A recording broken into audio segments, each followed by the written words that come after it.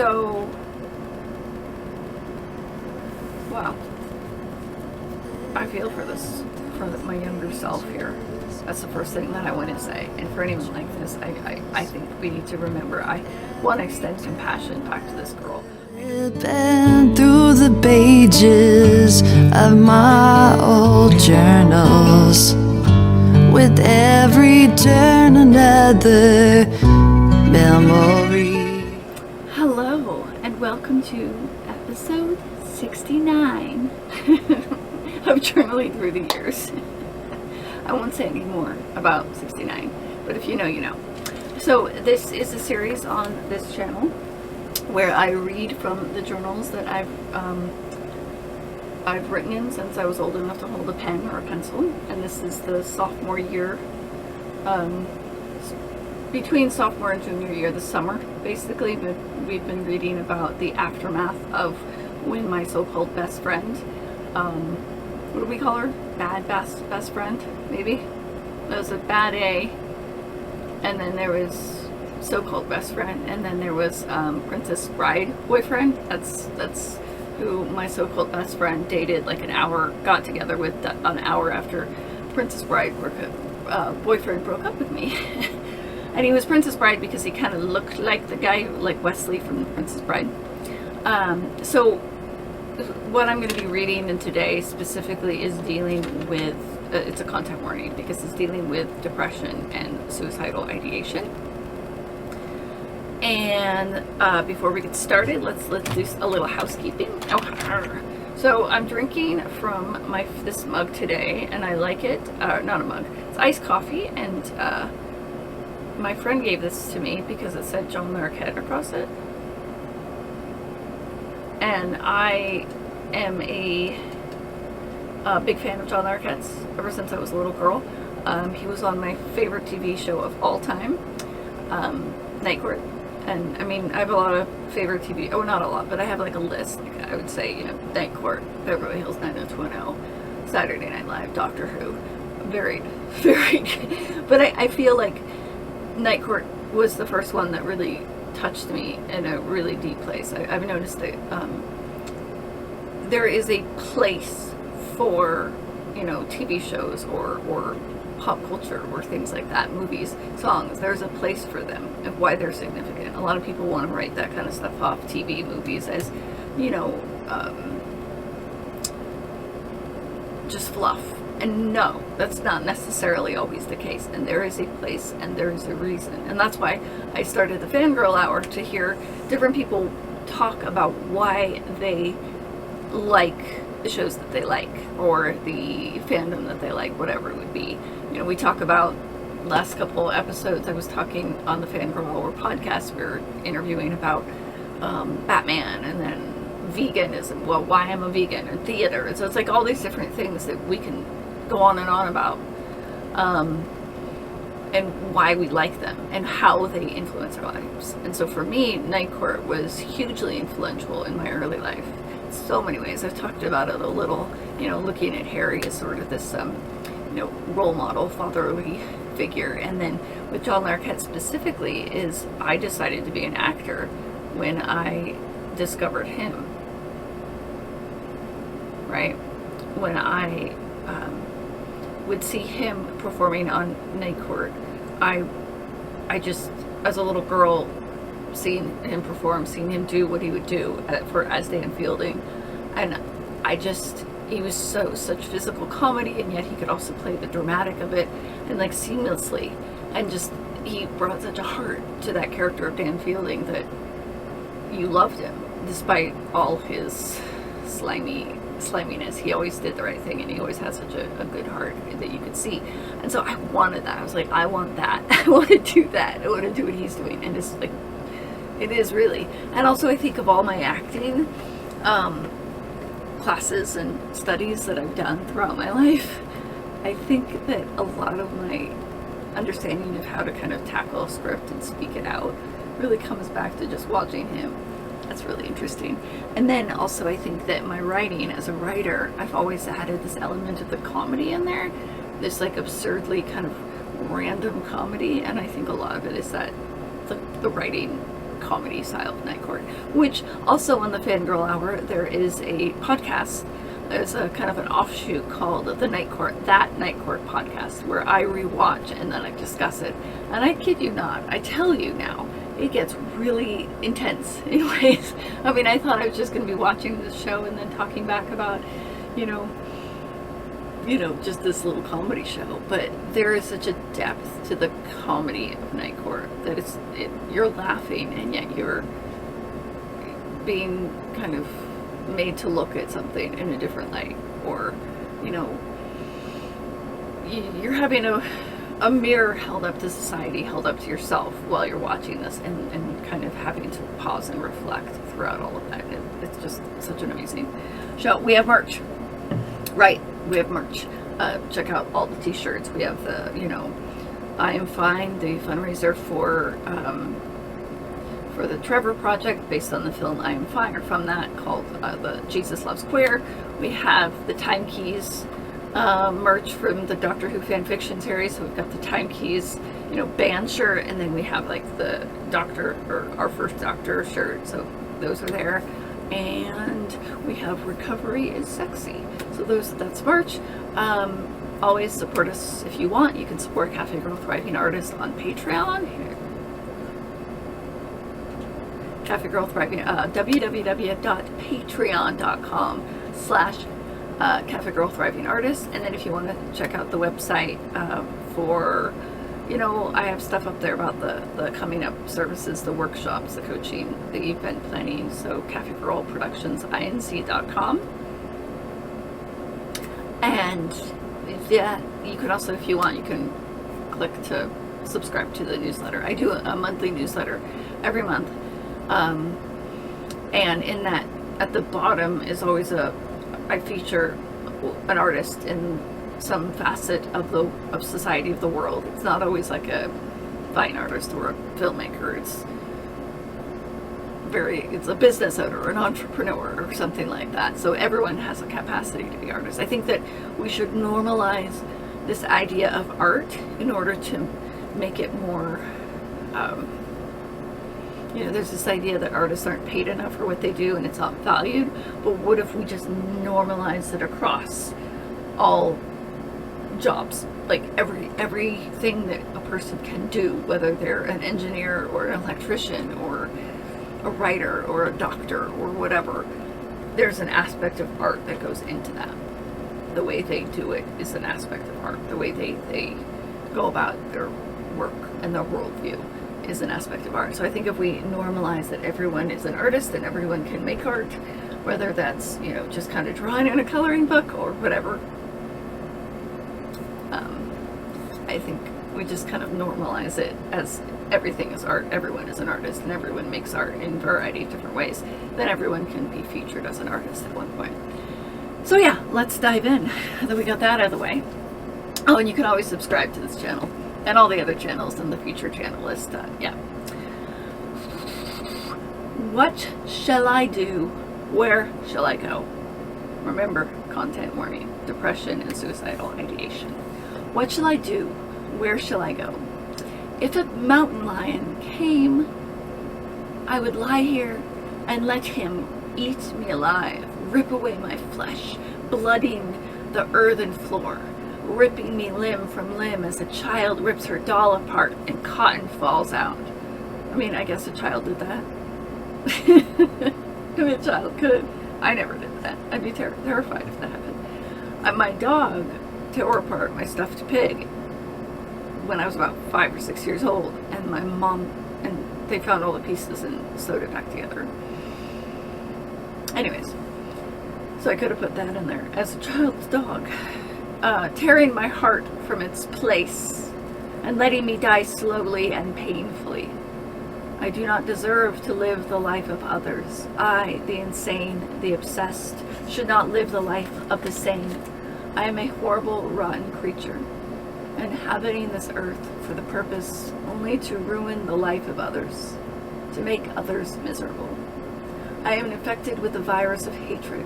All who is close to me becomes injected with its poison of pain and sorrow. All those glorified, smiling people do not deserve to know me. I have performed all wrong deeds which I can never make up, unless I was gone forever.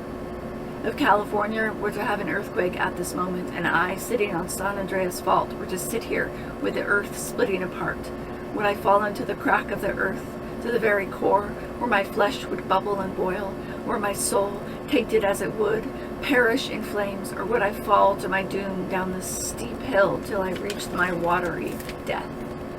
Shall the Thule elk, on their way across the tundra, Thule elk, I think, they're elk, but so we were going on this trip when I was writing this out to the coast near where I grew up in Sonoma County, and there was all these Thule elk live there, and so that was their I'll find a picture and put it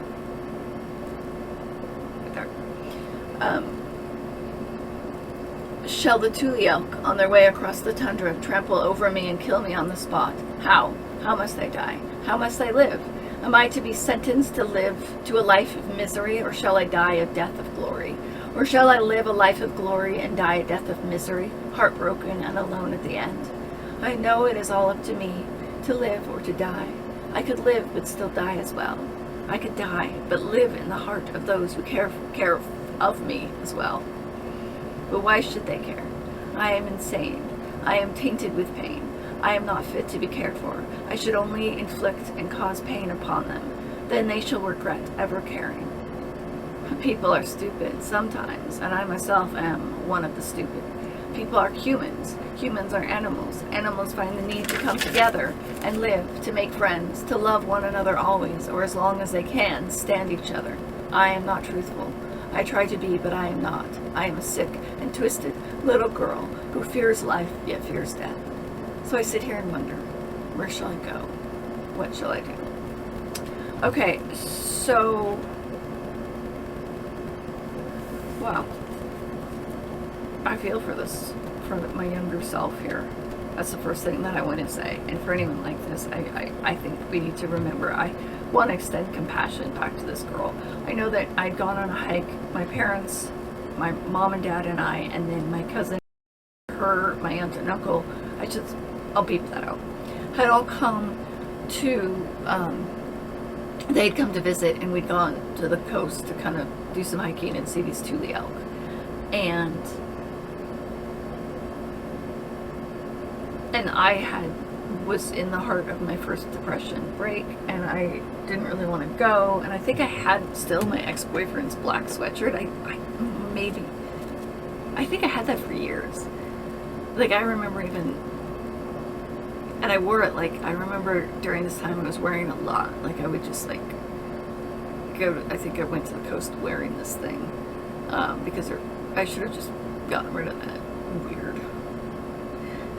But I was wearing it, and I think I had it a couple years later or something. I might have finally got rid of it. I'll try to find a picture if I can, buried somewhere of me in that black sweatshirt. And I'm like wearing black, and I remember everybody went ahead, and I just was like, I just want to sit here and write. And I just sat down, but everybody went ahead and left me. And that's fine, like, I guess that's their choice. They thought, whatever, maybe she'll catch up later or whatever. But I just sat there and write, and was depressed, and was writing this thing about how I was horrible. I think that the aforementioned Princess Bride boyfriend, that was, even though he was dating my so-called best friend, ex-best friend, at this time, or they were getting together, he was still calling me for, and, I think at one point, because it would divulge into, like, it would be that, and then other times he would pick at me and rile me up emotionally. And I remember a couple times him telling me, I just don't get your humor. I don't think you're very funny, and I hope you can find somebody who finds you funny, tearing me down in that way. Whereas he originally, when he was love bombing me, told me how funny it was, right? So it's a way of, like, insult. You're not funny, to get you away. And then also, he was also the one that told me, after he had sort of polluted my mind and kind of, and I'm realizing this now, had sort of like hurt me and broken my heart, and then would do these things where he would call for, and then get me all riled up. He would say, well, I think you need to be in a mental hospital, or you know, you're crazy. And I know the friends tell that too, and I know that I have acted out, lashed out emotionally all my life and never really had it addressed until I was in my late 20s and I was having these meltdowns in school when I was teaching, and then out of school around my friends when I was a Christian, about 26, 27 this time. And I lost my job because of it, lost a lot of friends, and was kind of isolated and alone, and got the diagnosis, the original diagnosis of bipolar. And then I had to do it. And then even around that time, the people, family and everything were just like, well, just take your medicine, you'll be better. You know, it doesn't work like that. It's not that easy. And so because of those freakouts that I would have around friends, even back then, I had a lot of them telling me, oh, you know, you're unstable, you're crazy, you know, you this and that. And a lot of them were kind of the way that they weren't taking accountability for the fact that they were instigating it. And then when I would have these freakouts, just sit back and, you know, bad A's boyfriend at the time and then ex-boyfriend, I remember she had riled me up and it got me all really riled up, and I tried to grab a knife. I was freaking out, I was so upset, and he grabbed me and took me outside and was talking to me and calming me down, and he was like, sometimes she does that to me too. And so I look at these people like him that were like angels that loved me and saw why I was this way, and not necessarily, like, saw through that craziness and were able to love me and see that I was hurting, I was scared, I had been hurt, and I was scared, and I didn't know how to deal with it, and could relate. They could either relate to that and calm me down, or they could, you know, and they could see the BS of the more toxic person that was causing a lot of the damage and yet not admitting to it. Anyways, we got off on a tangent. Sorry about that. So I think to go back to that, I think that that's why I was basically telling myself I was evil and I was crazy and I deserved to die and I have no good in me, because I think that I had a lot of people at this time, some friends, and specifically I think Princess Bride boyfriend that was, or ex-Princess Bride boyfriend, Princess Bride ex-boyfriend, that was telling me how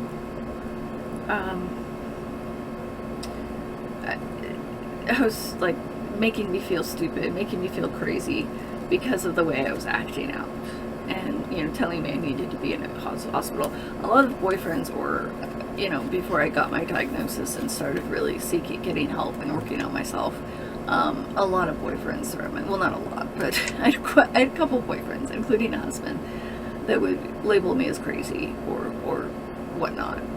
And I think that, yes, part of that is having bipolar, is having those kind of mood swings, but I think also what I'm exploring now is that because of the way I was raised by a family member that was, I believe, a clinical narcissist now. I'm starting to believe, and I'm hashing that out, what that means, and the trauma from that. I turn to associations, whether it was a boyfriend or a friend or a church, for example, that would be something similar but a little different, and that would end up emotionally abusing me in a way, and that from that emotional abuse, no accountability was necessarily taken by these abusive people, but they would rile me up to cause me to look like the crazy one. And that's a lot of what abusers do, specifically like ones with more of a kind of a personality disorder, narcissistic personality disorder, or even more like sociopath and all of that. So yes, I own the fact that I have a mood disorder, but I also have PTSD, and a lot of my struggles came from being in relationship or in connection with something that was abusive. And now that I've moved away from a lot of that and continue to, I find myself not having those issues. Although, you know, around the period time, I find myself wanting to lash out against somebody that's hurt me, and it's just kind of running through my head. But what I've noticed is I can just let it run through my head and let it just sort of just be there. And then then as I'm letting it run through my head, think about the consequences. So I'm still kind of angry, but it's just like running through my head. And these are all things that I think a person that I just deal with because of PTSD and trauma. There's a lot of things that your brain does, and you know that when you are in a chronic state, you know, all your life dealing with abusive people, dealing with, you know, trauma from that, your brain. I'm still shading this, but you sort of attach. It's hard for you to trust people, in short. And so if a person that's actually a good friend, a healthy person, does something that reminds you maybe of an abuser or someone from the past, you can immediately block them out. So there's certain things you do as a protective instinct. And I think one of my things was to kind of lash out against that person. I think a lot of times I was afraid of love, afraid to let people close, and, you know, the good people. So I would find a way to keep them away, whatever that was, whether that was, you know, conservative Christianity, even just the aspect of like the ball, you know, barrier and that they put up, whatever that is. And you know, just, you know, weaponizing my words. It's like, here's these people trying to love me, and I want them to love me, and I want to love them back because I do, but I'm also afraid because I might get hurt. And I've been hurt, and I think a lot of times hurt people hurt. What else?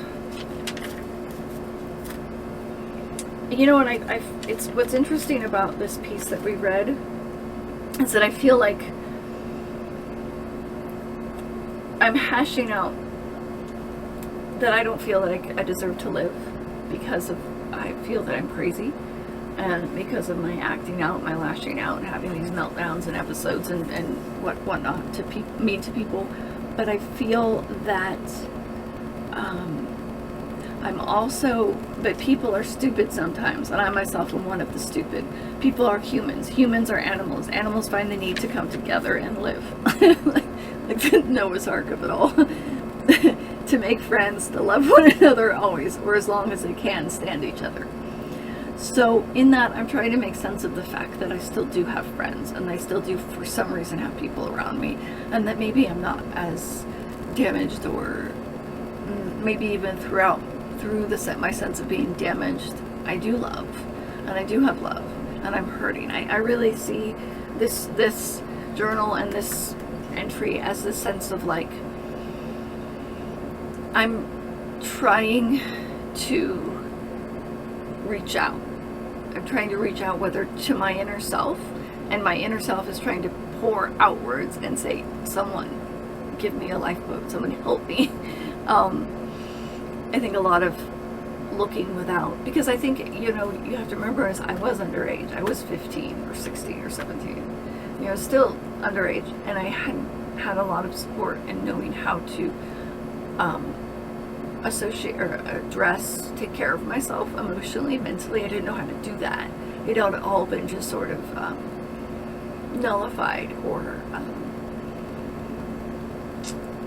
not made important. And, you know, just be quiet and smile. I think also, you know, I write here, these happy smile, I don't, where is it? All these glorified, smiling people do not deserve to know me. And that was the element I was around, the way I was raised. It's just like, smile and look good on the outside. And I don't want to hear about your emotions. I don't want to, you know, give them, maybe it makes me look bad if you're having a meltdown, so just buck up, basically. Unless it's beneficial for me to help you out, if it makes me look like the best human, the savior or something, or win or compete with the other parent and make the other parent look like the victim or the one that caused the damage. But I really think that I was grappling here with this, but people are stupid sometimes, and I myself am one of the stupid. So I'm saying, I see that people love me, or I have friends, and I love these friends, and I don't want to lose them, and I don't want to go, I don't want to die, but I don't feel that I deserve them, but it's there. And so I really just was grappling for a lifeline. I'm learning now that I don't need other people to care for me, and I don't need to look without. And I think a lot of times as I was growing up and then in adulthood, I was always looking without in some way, whether that was a church or a boyfriend or a husband, to sort of be like, now I'm gonna be okay because I have their love. I feel better about myself. But what I'm learning now, or even look to God, if I look up to God without myself, God is not, he's within and he's without, say, but he's up here or whatever, he's outside of me, because I, as the Christians would say, everything about me is wicked, everything about me is sinful, there's no good in me. That's where my religious trauma comes from, a little bit of it. Then I have to look up to someone else. And even though I wasn't raised Christian, I was raised, you can see right here, here's a person that already is hating on themselves, doesn't believe they're worthy of love because of the crazy things they do, because they can't control their emotions, because I couldn't control my emotions, I couldn't, and I upset people when I would have these meltdowns, and they, whether they were sort of causing it or not, they weren't taking accountability for that. And so I was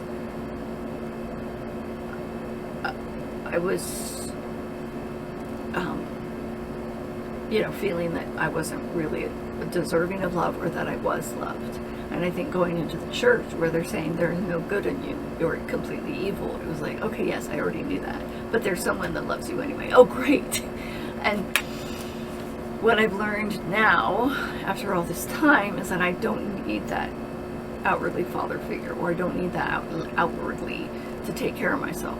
But at 16, 17 even, I did. I never had it. I didn't know how. I'd had, my needs taken care of, but I didn't know how to take care of my own pain, or I didn't know how to address it. I just buried it.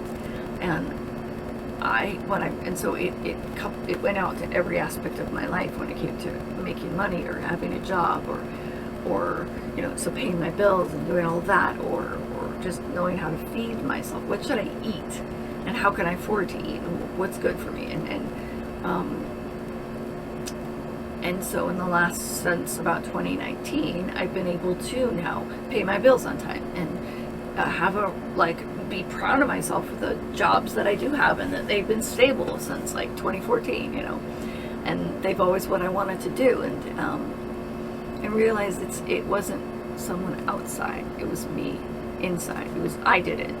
And but I had to then be my own parent throughout all of this. I had to parent myself. It takes a lot of work to do that for yourself, and to really understand that I have to be my own parent, that I have to be my own parent. And it's okay to be to take care of yourself in that way. So I'm going to leave on that, and I'm going to say your life matters. You matter.